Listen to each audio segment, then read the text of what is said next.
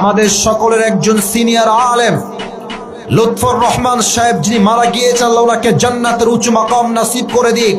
উনি বলেছিলেন আজহারি একদিন ফিরে আসবে, বিজয়ের বেশে ফিরবে, বীর বাহাদুরের বেশে ফিরে আসবে। ঠিক কিনা বলে?